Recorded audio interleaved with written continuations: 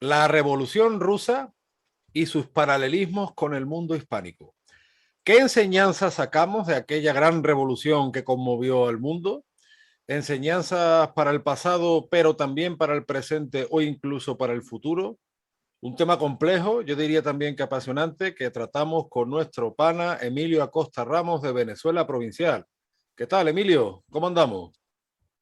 Hola Antonio, bueno, antes que nada, muchas gracias como siempre por tu invitación a tu canal de YouTube, a tu canal Antonio Moreno Ruiz. Y sí, hoy vamos a estar hablando de un tema interesantísimo, que es el Imperio Ruso, los zares rusos y su relación con la monarquía hispánica, ¿no? Todas esas similitudes y toda esa conexión que hubo entre estos dos imperios y que son también similares porque la ruptura del Imperio Ruso con la Revolución Rusa, como bien has dicho, pues también es muy semejante a lo que vivió la monarquía hispánica a principios del siglo XIX, ¿no? Y bueno, es una relación que data a partir del siglo XVI, XVII más o menos, que empiezan esas relaciones entre los dos imperios. Así que bueno, va a dar mucho de qué hablar. Sí, es interesante tú que has entrevistado a María Elvira Roca Barea, que por ejemplo ella sitúa dentro de la leyenda negra también al Imperio Ruso y es curioso como en el siglo XVIII, pues determinados escritores franceses muy pretenciosos, como el mismo Montesquieu, que negaba el alma a los negros, por ejemplo, ¿no? Pues decían a españoles y rusos cómo tenían que regir sus inmensos imperios, ¿no? Porque claro, porque si tú eres un escritor francés como que tienes una especie de aura legendaria que te da licencia para dominar el mundo, algo así, ¿no? Cuando el Imperio Ruso y el Imperio Español pues fueron organismos bastante complejos. Yo siempre digo que me recuerda el papel de América en España al papel de Siberia con Rusia. Claro, la vaina, por así decirlo, es que Siberia sigue siendo parte de Rusia, ¿no? Y sin embargo nosotros pues no, nos disgregamos también porque había un océano de por medio. A mí lo que Bueno, me llama, pero sí, sí, lo que te iba a decir, pero Rusia era también más amplia, más grande, y también ha perdido correcto, terreno. correcto, ha perdido mucho terreno, mucha demografía también, Ujú. aunque sigue siendo una potencia, pero igual, Sí, ¿eh? claro, por supuesto. Pero sí, sí es verdad lo que tú dices. A mí, lo que me llama la atención es que de la Revolución Rusa, por ejemplo, solo conocemos una versión. Y esa versión es compartida por gente de todas las tendencias políticas o de casi todas. Te venden, pues que en el año 1917 Rusia era un país feudal guión medieval, ¿no? Ahí cabe Ujú. todo, porque tú sabes que la Edad Media, que son 1000 años, ¿eh? Nada más y nada menos. Un término convencional para definir 1000 años y ahí te lo venden como una época de oscuridad, de atraso, de fanatismo, etcétera, etcétera. Entonces, pues Rusia vivía en plena Edad Media. El zar Nicolás II era una persona pues que se levantaba todos los días, se le cruzaban los cables y mataba campesinos. Y claro, pues lógicamente eh, eso tenía que desembocar en una revolución comunista debido a las grandísimas injusticias que vivía Rusia. Entonces, jamás hemos escuchado, sobre todo en Occidente, alguna Ujú. versión, digamos, alternativa o crítica con esta versión oficial que comparte pues, desde un liberal hasta un comunista. A mí me llama muchísimo la atención. Y me parece que es bastante similar a lo que ocurre, salvando las muchas distancias, salvando el anacronismo, por supuesto, ¿no? Ujú. Lo que ocurre con la ruptura de la monarquía hispánica, que durante 200 años hemos escuchado una versión, ¿no? Unos malvados españoles europeos. Algunos sitúan esos malvados españoles europeos hace 500 años, otros los sitúan en los Borbones, ¿no? Hay para todos los gustos, y que por culpa de esto, pues se separó la monarquía hispánica porque además el 100% de los hispanoamericanos quería separarse, ¿no? Al igual que el 100% de los rusos, pues quería esa revolución. Pero cuando uno empieza, Emilio, como a investigar un poco y a desechar cierta propaganda, nos damos cuenta que hasta el propio Marx, ¿no? Ujú. Eh, nunca se hubiera imaginado que Rusia hubiera sido el primer régimen comunista como tal, porque él siempre situó su revolución en Inglaterra, ¿no? Quizá en Alemania, en el mundo más industrializado. Sin embargo, esa revolución comunista no se dio. Hubo intentos muy serios en la Europa continental. En las Islas Británicas nunca llegó y sin embargo llegó a Rusia. Pero realmente esa era la imagen de Rusia, la que nos han vendido, Ujú. igual que muchas veces nosotros nos planteamos, ¿realmente tan mala era la América, yo qué sé, ponte, de Carlos IV? Bueno, si te pones a ver, como bien señalas, María Elvira Roca Barea, pues pone muchos paralelismos entre un imperio ruso y la monarquía hispánica, ¿no? Que prácticamente han sido los dos imperios con más leyenda negra profunda. A lo mejor en el mundo hispano no se ha visto tanta esa leyenda negra rusa, pero fuera del mundo hispano, pues una leyenda que los rusos son los malos de la película siempre, ¿no? Pones a ver las películas de Hollywood, los rusos siempre son seres casi que diabólicos, ¿no? Entonces, prácticamente que el imperio español y el imperio ruso, pues, han sido los grandes receptores de las leyendas negras históricas en el mundo. Pero si te pones a ver, tanto Rusia como España son los dos, los ambos extremos son de Europa, ¿no? Ujú. Y también han sido discutidas su condición de europeos muchas veces. Muchos dicen los rusos son verdaderamente europeos, lo son en puridad los españoles, o sea, son cosas de la leyenda negra que captan mucho en estos dos puntos geográficos. Tal como parece como si el formar parte de un extremo geográfico condenara a la marginalidad, ¿no? A las dos naciones. Como si los conceptos de periferia y centro encerraran propiedades esenciales, absolutas, como si confundiéramos la geometría y la geografía, ¿no? O sea, cosas que no tienen nada que ver. La pregunta sobre la centralidad de españoles y los rusos como prototipo del europeo, y es una pregunta como ideológica, ¿no? Sí, sí. Interesada ya con un ataque revisionista contra el destino de ambos imperios, tanto el ruso como el hispánico. Ha sido como que un instrumento de propaganda, ¿no? Esa como decir que no son europeos, ni los rusos ni los españoles, ¿no? Es algo que compartimos, una similitud entre rusos y españoles. Y es curioso porque si no hubiera sido por españoles y portugueses, ¿no? Y también en su día por bizantinos y por rusos, Europa no sería lo que es. Y tú sabes que los bizantinos, especialmente en la Revolución Francesa, tuvieron muy mala prensa. A día de hoy, los documentales anglosajones que nos venden a los bizantinos como déspotas, fanáticos, bueno, eso es bastante anterior. Incluso en el Renacimiento tiene algún eco en el Renacimiento italiano. Y claro, los rusos heredan en buena parte mucha de esa propaganda sobre los bizantinos, ¿no? O sea, es bastante anterior a los documentales shows, por así decirlo, que vemos en ciertos canales anglosajones. Entonces, es muy interesante y muy oportuno lo que tú señalas de esa concepción periférica. Precisamente es lo que señala también el autor, perdón, Walter Schubert, cuando él escribe Europa y el alma del Oriente, y él pone en paralelismo a los rusos con otros pueblos europeos. Yo recomiendo especialmente los paralelismos que él señala entre rusos y españoles sobre su concepción religiosa providencial en base a su geografía inmensa, en base a su devenir histórico, en base a ser tierra de frontera que les... ¿No? Somos muy diferentes. Ambos imperios son grandes defensores de la cristianidad. A eso voy, ¿no? Precisamente por esa concepción de tierra de frontera, el ruso frente al tártaro, el español frente al moro, o sea, eh, hay mucha mística, mucha providencia. Lo que pasa es que, claro, sí es verdad que tenemos diferencias de peso, en fin, entre eslavos, latinos, etcétera. Pero hay paralelismos históricos bien interesantes. Yo siempre los busqué, Emilio, desde niño, cuando leía algunos autores rusos.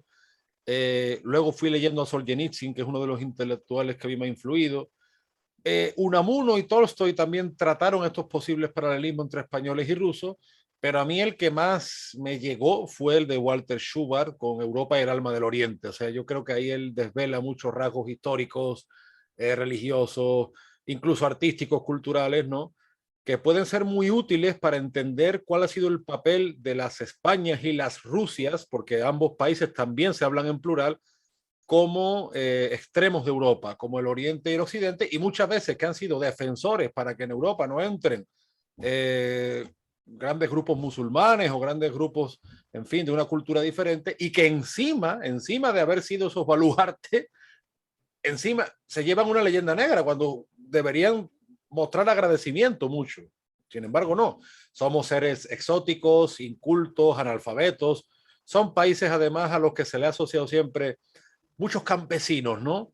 el ruso la figura del mujik, el español igual, entonces como claro, esta gente pues son incultos, son atrasados, son exóticos. Dostoyevsky llegaba a decir, bueno, pues sintámonos orgullosos de nuestros ojos rasgados de citas, igual que Unamuno, ¿no? Decía que inventen ellos, pero esos son butades, porque tanto en España como en Rusia ha habido grandes inventores, o sea, eso al fin y al cabo tampoco hay que caer en eso, no, es decir, no hay que caer en la mala prensa. A mí lo que me llama la atención es eso, cómo de Rusia, porque por ejemplo sí, conocemos Dostoyevsky, conocemos Tolstoy, tres o cuatro grandes escritores, o Pushkin, por ejemplo, ¿no? O Chekhov. Solzhenitsyn en Occidente fue muy conocido, pero muy mal comprendido, ojo a esto, pero de la Revolución Rusa apenas tenemos Doctor Sivago, que es Solzhenitsyn ya lo criticaba, y poco más. O sea, es un acto que No, justifica a todo el o mundo. la versión oficial, ¿no? De lo que fue el gobierno comunista de la historia, ¿no? Uh -huh. León Trotsky tiene su versión también de la Revolución Rusa. Claro, por ejemplo, nadie sabe que Lenin pasó por Zurich, por ejemplo, ¿no? O cómo Trotsky tuvo contacto con los Rockefeller. Son datos que están ahí muy alejados y que bueno, y que finalmente los bolcheviques eran una minoría en esa revolución rusa, que el zar Nicolás II ya había abdicado, porque claro, es muy cómodo cuando tú le echas la culpa, es como por ejemplo los Borbones, ¿no? Los Borbones tienen la culpa de todo en el siglo XVIII. Pero claro, cuando desaparecen los Borbones y vienen los nuevos estados nacionales y aquello es el Rosario de la Aurora, pues en Rusia pasa un poco lo mismo. El zar había abdicado y sin embargo no les bastó porque mataron al zar y mataron a toda su familia, incluyendo hasta su personal de servicio. Que no, mataron No, mujeres, no, mataron niños. hasta los perros que tenían las mascotas. Las Entonces, mataron. bueno, los ecologistas y todos los istas que tenemos ahí no pían, ¿no? Eso sí está justificado. O datos históricos, por ejemplo, como que España tuvo frontera con Rusia, en Alaska. También. De O, eso voy a hablar dentro de un o como ratito. Emilio, y eso le gusta, alguna vez me habló Francisco Núñez del Arco, nuestro gran amigo historiador quiteño, sobre que Rusia se tomó en serio la idea de apoyar a los realistas españoles hispanoamericanos.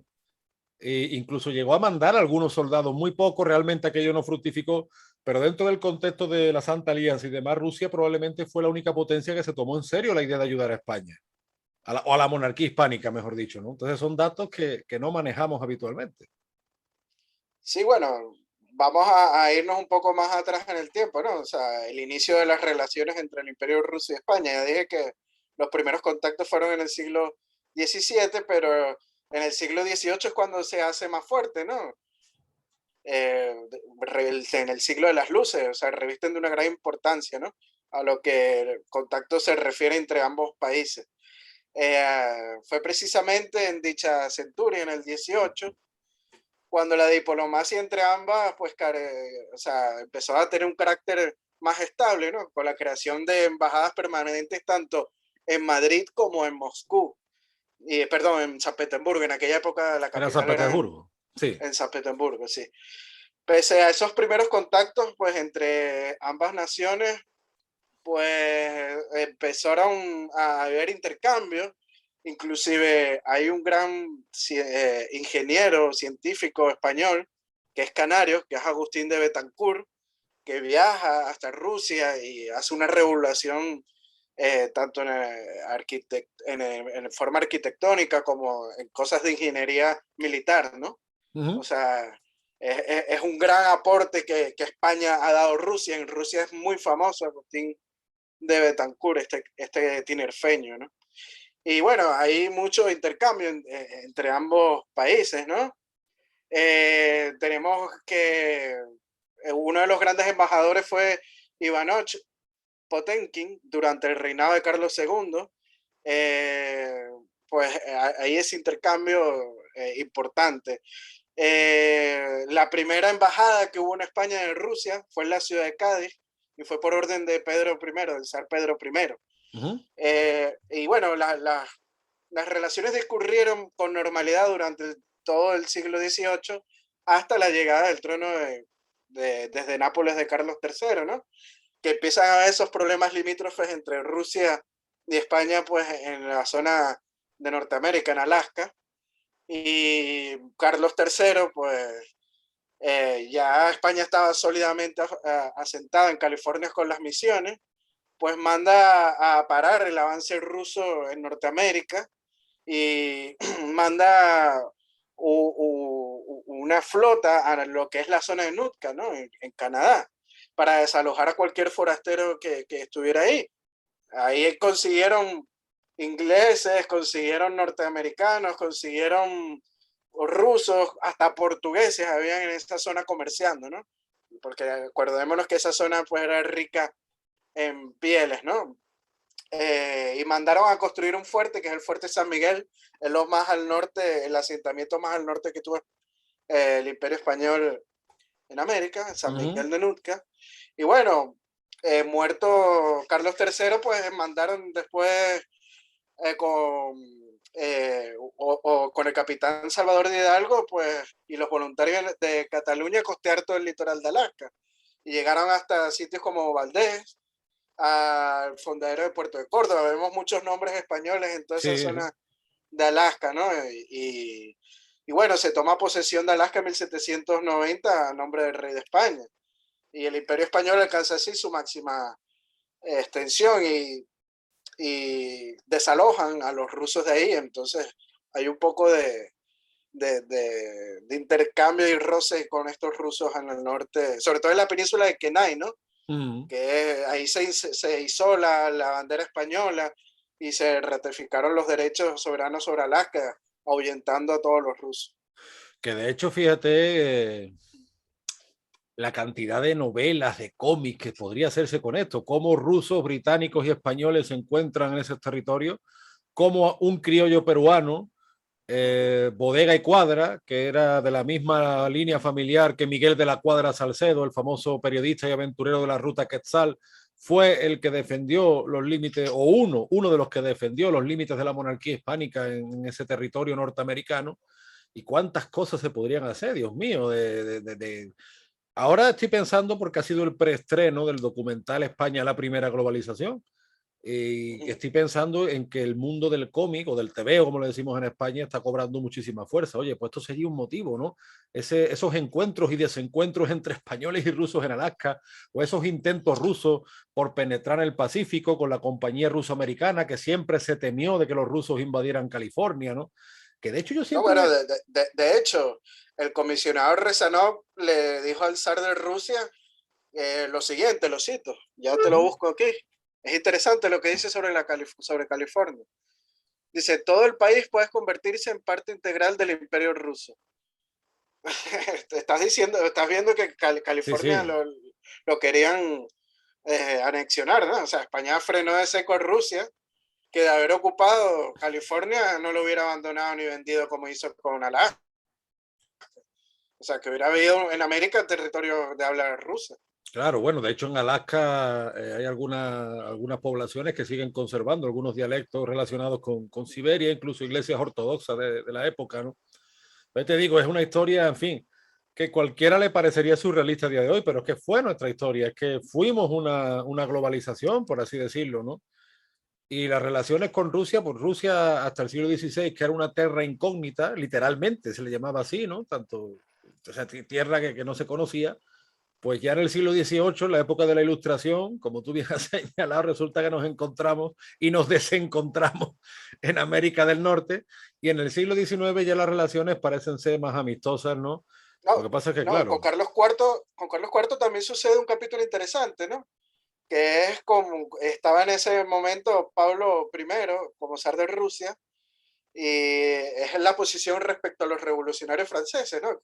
Y terminó uh-huh, con la declaración de guerra entre ambas potencias, lo que ponía fin a casi 3 décadas de contacto ininterrumpidos con estas embajadas entre España y Rusia, ¿no?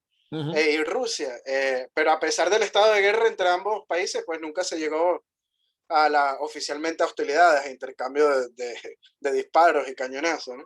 claro, Y eso fue porque el 23 de marzo de 1801 también el zar Pablo fue asesinado y vino como sucesor el zar Alejandro I, que es un hombre más de carácter liberal, tolerante y más tranquilo, ¿no? Y notificó a España o sea, quería buenas relaciones, ¿no? El restablecimiento de la paz en 1801. Y un claro ejemplo de esas relaciones, como bien señala, ese apoyo entre España y Rusia, esas nuevas relaciones después de estos roces entre dos países, es el escándalo de los navíos, la adquisición de la Ah, flota. sí, de Tatishev, ¿no? Sí, que Rusia le vende 5 bajeles a Fernando VII y los estafan, ¿no? Porque resulta que los Sí, barcos estaban hechos con maderas podridas madre mía. y tuvieron un sobrecoste. Y bueno, eso también fue una estafa a toda regla, hay que llamarlo así. Fernando VII, desde luego, estaba sembrado, ¿eh? Sí, bueno, acordémonos de la desesperación también en la península por la guerra en América. Sí. Estaban buscando con locura navíos para enviar tropas, para poder apoyar a las tropas realistas en América. Luego te digo una cosa, es curioso también, se crea como un sentimiento de fraternidad en la época de Napoleón, porque realmente quien derrota a Napoleón es España en el occidente y Rusia en el oriente. Se crea como incluso una mística en esa época, ¿no? Que quizá yo creo que esa solidaridad que muestra Rusia probablemente es influida por eso, porque los rusos vieron cómo Napoleón campeó por toda la Europa central hasta que se estrelló en España, ¿no? Entonces como que ambos países se dieron ánimos para aquella guerra tan cruel que aquel tirano llevó por todo el continente y se creó ahí como una especie de idea, ¿no? O de propaganda, si se quiere. Y yo siempre me he preguntado, digo, después de todo el terror que sembró Napoleón, después de todo el mal que hizo ese hombre, porque es que fue malo objetivamente hablando, o sea, no es porque me caiga mal, sino porque fue malo, porque esclavizó gente, porque autorizó robos, violaciones, o sea, barbaridades.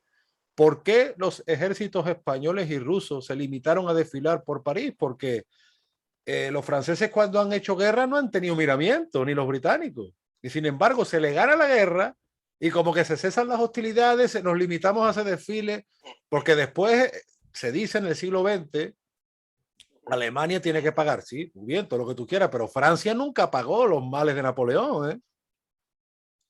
No, y ojo, que Alejandro I llegó hasta París con las Claro, tropas claro. y no quiso hacer los mismos desastres que hicieron, por ejemplo, las tropas napoleónicas aquí en España, que destruyeron toda la industria. Es que es el ideal, yo digo muchas veces, esa especie de ideal caballeroso del antiguo régimen, de ese antiguo régimen que tan mal nos han contado, como decíamos en el programa nuestro sobre los cabildos, por ejemplo, ¿no? Pero digo que hubieran tenido toda la legitimidad para meterle fuego a París. Perdone, Claro, yo sé que esto suena muy radical y que van a decir, sí, este es un fanático, políticamente incorrecto. pero hombre, es que lo que hizo la gran armée napoleónica, oye, fue un ¿No? desastre, Y destruyó la propia Francia también, claro. hay que llamarlo así, lo dejó Y, en cenizas prácticamente. y retrasó el progreso industrial y retrasó un montonazo de cosas, ¿no? Y dejó a Francia empobrecida, o sea, pero claro, la propaganda es mucho más poderosa que eso. Y esa propaganda, fíjate cómo un siglo después de lo que estamos hablando, a principios del 20, se ceba contra Nicolás II. Yo estoy deseando, Emilio, ahora a ver si puedo, porque llevo unos meses, tú sabes, pero ahora que volvemos un poco a retomar nuestra actividad, de comprarme el libro El zar y la revolución de Nicolás Casanseu.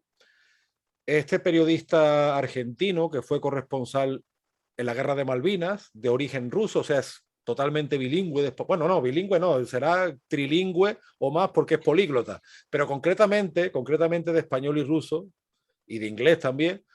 Y él, yo recomiendo los vídeos, pongan en YouTube El zar y la revolución Nicolás Casanseu, con K y terminado en W, y él explica muy bien esa propaganda negro legendaria contra la figura de Nicolás II, como si Nicolás II fuera un déspota, pues que se levantaba todos los días ahorcando gente, cuando por el contrario fue un zar bastante reformista, bastante preocupado por las corrientes de su tiempo. Rusia, bueno, tiene sus peculiaridades porque es un país eminentemente agrario, sí, pero oye, estaba en un proceso de industrialización. Rusia, acordémonos que en la época de Nicolás II se hizo el Transiberiano, una obra ferroviaria monumental, como probablemente no la había en Europa. Fue Nicolás II el que estableció la Duma, Es decir, lo equivalente a los parlamentos Sí, en Occidente. quería hacer Rusia un sistema parlamentario. Fue Nicolás II, que sí, que tenía sus toques autoritarios, pero como todas las potencias de la época, Nicolás II en ese sentido no es más, la propaganda marxista circulaba en Rusia con mucha más libertad que en otros países. Por eso llegaron los bolcheviques, que realmente eran una minoría. Si tú analizas lo que era la composición de la Duma rusa, ¿qué suponían los bolcheviques? A nadie, en el año 1917, pues nadie se hubiera creído que los bolcheviques tomarían el poder. Sí, era una minoría. Pero claro, una minoría, hay que decirlo, muy militante, muy fanatizada y que en fin, estuvo hasta las últimas consecuencias. Lenin pactó con los enemigos de Rusia.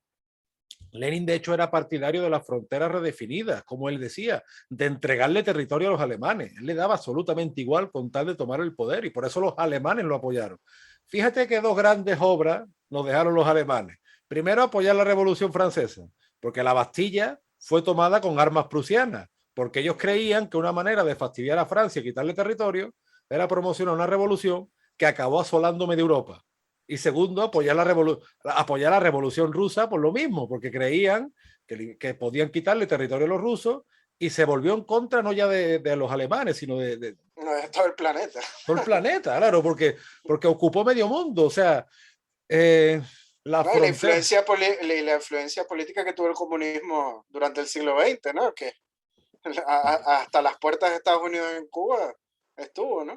Bueno, y los hijos ilegítimos del comunismo, porque algunos dicen todo lo que estamos viviendo, y ahí quería yo llegar con el paralelismo, ¿no? Porque estamos viviendo en una época rupturista. Hace 200 años vivimos una, ahora estamos en otra fase, con esto del Foro de Sao Paulo, que amenaza a nuestros países. No amenaza solo a Venezuela, o sea, amenaza, mira cómo está, por ejemplo, Perú, o mira cómo está Argentina, o el mismo Chile, o la misma España, sí. O la misma España. La misma España, claro. Entonces, claro, este proceso revolucionario en cadena en Rusia tomó un tinte muy particular porque por circunstancias de los resultados bélicos, ¿no? Como que el territorio del imperio de los zares, pues se convirtió en eso, en una unión de repúblicas soviéticas. Sin embargo, en nuestro mundo hispánico, el pseudoparalelismo puede ser con que vivamos una segunda ruptura donde seamos países todavía más pequeños, todavía más divididos, y todo viene de un proceso revolucionario muchas veces auspiciado por otras potencias. Sabemos, por ejemplo, en Iberoamérica y en la misma España el poder que están teniendo los chinos, por ejemplo. O como incluso la misma Rusia actual, el gobierno ruso, pues le conviene que en Venezuela gobierne quien gobierne o que en Cuba gobierne quien gobierne. Y no digamos ya la mano de Estados Unidos o la mano de otras potencias. Entonces, Rusia a principios del siglo XX se vio cercada por varias potencias también. Y sin embargo salió algo que nadie esperaba. Una dictadura comunista de 70 años, que además no solo lo de Estados Unidos, Emilio, porque date cuenta, por ejemplo, el papel de los rusos, qué sé yo, o de los soviéticos, mejor dicho, porque los rusos fueron víctimas de aquel régimen. Probablemente sí, claro. La primera víctima. No, y cuando hablamos de Rusia, o sea, ahí estamos dejando afuera parte del actual territorio ruso. Claro, también. Pues finalmente los rusos, o como decía Solzhenitsyn, pues había gente de muchas adscripciones étnicas en el gobierno y los rusos fueron la principal víctima de aquello, ¿no? Y podemos ver ese proceso de disolución, ese proceso de ruptura agresivo, basado en mentiras, porque todo el mundo justifica eso basado en la mentira sobre Nicolás II y sobre su personalidad, sobre su gobierno y etcétera. No, y mucha gente piensa que la revolución fue un paseo para los comunistas y se olvidan del ejército blanco, de los blancos. Y eso fue, hay que decir que la mayoría de los campesinos estaban con esta gente. ¿Por qué? Porque el ejército rojo estaban ya expropiando territorios y haciendas, por llamarlo de una manera, ¿no? No sé cómo se llamará en Rusia a las haciendas. Y mucha gente estaba perdiendo sus campos y no podían sembrar porque estaban siendo expropiados por el gobierno y mucha gente perdió sus casas y no podían sembrar para poder sobrevivir. Claro, entonces muchos se fueron a apoyar al ejército blanco. Y luego la persecución religiosa tan brutal, que el ejército blanco en cierta medida me recuerda algunos episodios de nuestra historia porque era bastante más heterogéneo de lo que se piensa. En los realistas americanos había diversas tendencias, ¿no? Pues en los blancos, salvando las muchas distancias, bueno, sí, eran contrarrevolucionarios, pero también había muchas tendencias. Y en los mismos revolucionarios había de todo. Los mismos revolucionarios, había liberales, socialdemócratas, luego la disputa entre los mencheviques y los bolcheviques.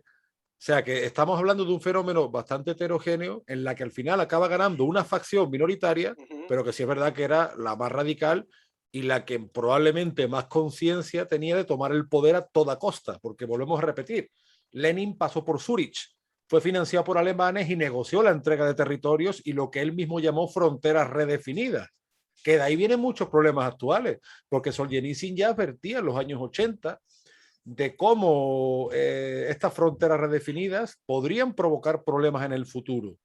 Mira los conflictos que tenemos a día de hoy entre Ucrania, Rusia, eso viene de esta época, de cuando los líderes soviéticos empiezan a meter mano y empiezan a hacer inventos, o de las deportaciones masivas de Stalin, que tenemos a más de 20 millones de rusos fuera de sus fronteras, por ejemplo, cosa que en Occidente no se sabe.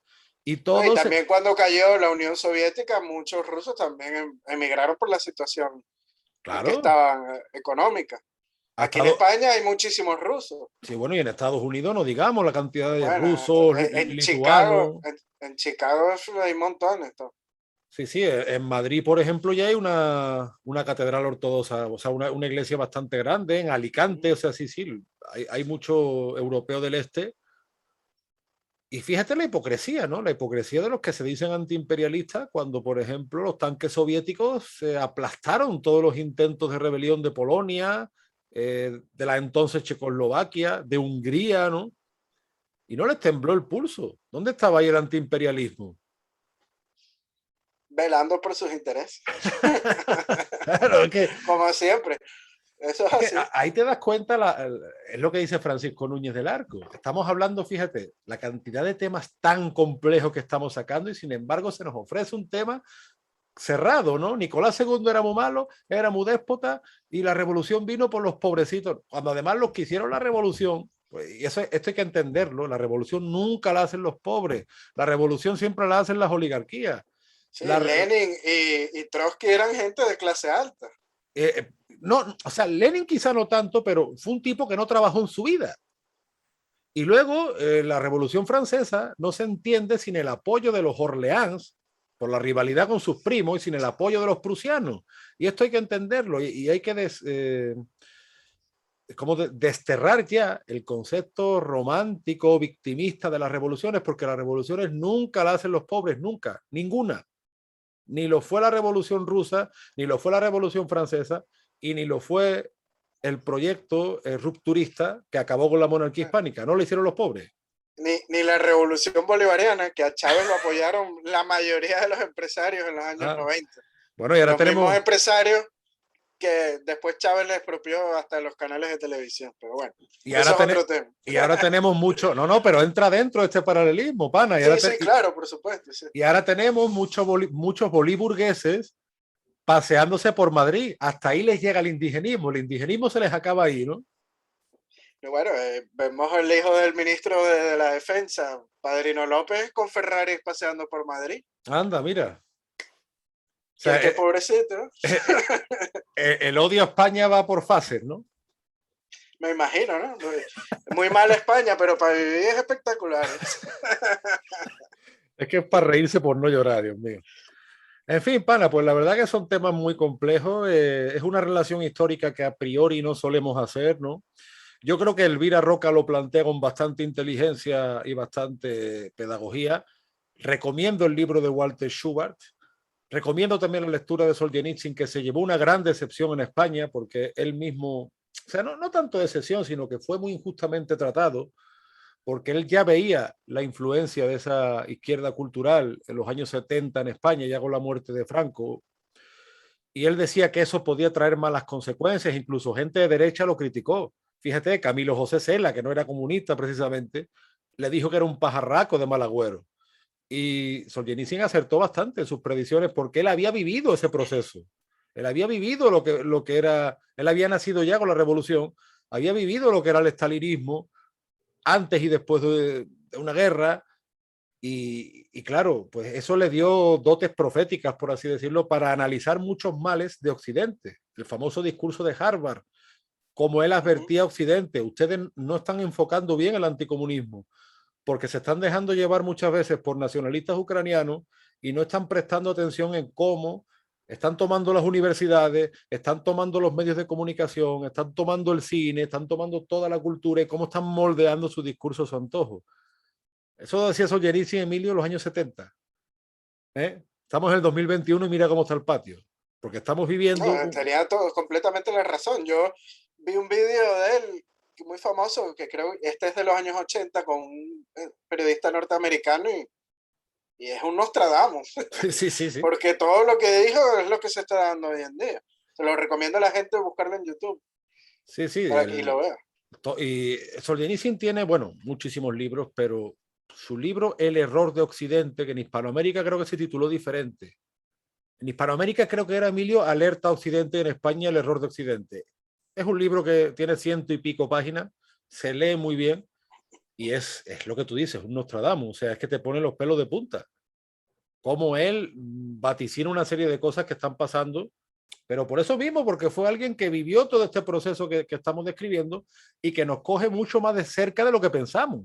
Que esto que estamos hablando no es un exotismo, que la política, y más en esta época de globalización, tiene sus consecuencias y puede arrastrar a muchísimos millones de personas.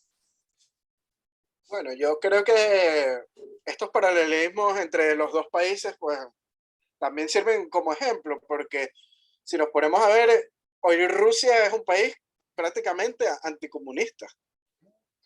Eh, para decirlo de una manera, ¿no? Putin es alguien que sí quiere recuperar esa grandeza de la Unión Soviética, pero él es súper capitalista. Y los rusos están claros que el comunismo no es la vía para seguir, porque vivieron en carne el fracaso de la Unión Soviética. Entonces, también nos puede servir como ejemplo. También, otro ejemplo es la que, como tú bien dijiste hace rato, Rusia es un país con una extensión sumamente grande, con culturas y razas muy diferentes, y eso también nos puede dar como un faro para nosotros los hispanos de que es posible una futura unión, ¿no? O sea, como un país con 11 usos horarios, o sea, cuando Imagínate. en Moscú es las 12 de la noche, pues son las 11 de la mañana casi que en Siberia. Entonces, si un país de esa magnitud está unido y funciona perfectamente, pues más Hispanoamérica que en 4 usos horarios o 5, pues podemos unirnos, ¿no? Sí, la verdad que Rusia, según parece, ¿no? Tiene muchísimas contradicciones, como tú bien dices, no ha tomado el camino del comunismo, pero sí se conserva una nostalgia folclórica de la Unión Sí. Soviética, o incluso yo he visto gente que saca una bandera del zar y al lado una bandera comunista, en fin, cosas que a nosotros nos parecen Por un cierto, poco... hablando de eso, te etiqueté ayer sobre la primera boda real en Rusia, ¿no? Después de, creo que 100 años o más. Claro, Y sí. se dio ayer, creo, o esta semana pasada. ¿No? Y en Rusia, mi amigo, le mando un saludo a Ambrosio Silva, un brasileño afincado en Rusia, siempre me pasa datos de que cada X tiempo se están levantando monumentos al zar Nicolás II para establecer su memoria y demás. Hay muchos rusos también que están deseosos de saber su historia y no de la única versión que ha dominado de muy Sí, diversas tendencias. desde Rusia últimamente se ha luchado contra la leyenda del zar Nicolás II. Claro. Y, Que te digo que además muchas veces somos injustos porque solemos asociar esto solo a la izquierda, ¿no? En el mundo hispano nos encontramos, y hablaremos otro día de eso, como mucha gente de derecha comparte esta visión negro legendaria y comparte esta visión pues tanto de la monarquía hispánica pues como del imperio ruso. Yo conozco muchísima gente, Emilio, que no es de izquierda y sin embargo tiene la misma versión de Nicolás II que puede tener un comunista rabioso. Y eso es un problema, y es un problema porque al fin y al cabo es lo que se dice, quien entre comillas controla la historia acabará controlando el futuro. Y el mundo, en el mundo hispano y también en el mundo eslavo oriental hemos tenido un serio problema con estos temas, ¿no? sí, bueno, pero menos mal que últimamente han surgido bastantes intelectuales que están luchando en contra de la leyenda negra, como tú bien has señalado en estos días. Aquí en España se estrenó el documental de España, la primera globalización mundial, y es uno de esos pasos, ¿no?, que hay que dar poco a poco. En Rusia también se están dando, hay intelectuales luchando en contra de la leyenda negra, sobre todo imperial rusa, ¿no? Quiere decir que Rusia fue el imperio más grande en cuanto a extensión territorial del mundo, ¿no? Y San Petersburgo es una ciudad hermosa, con una arquitectura increíble, con canales de navegación increíbles. O sea, ahí ves el desarrollo imperial que tuvo Rusia, ¿no? Al ver esa magnificencia que tuvo San Petersburgo como ciudad imperial. Yo muchas veces pienso, Emilio, de que la historia cambió, por desgracia, para mal, que Nicolás II, con sus defectos, pues podría haber llevado a Rusia por un camino muchísimo mejor y no el cataclismo terrorífico que acabó afectando al resto del mundo. Y hasta día de hoy, porque el Foro de Sao Paulo que funda Fidel Castro, que es un digno aprendiz de la Unión Soviética, no se explica sin esto. O sea que, en fin. Oye, Emilio, pues vamos terminando. La verdad que un programa se prometía apasionante, ¿verdad? Es que es un tema que abarcamos casi 4 siglos de historia, ¿no? Claro, en un rato. En un ratito. O sea, da para mucho hablar. Sí. Y le quería decir también a nuestros espectadores que la próxima semana vamos a ir con un tema que está ahora muy candente en las informaciones, ¿no? En todo el mundo, especialmente en España, como es la erupción volcánica de la isla de La Palma, en las Canarias.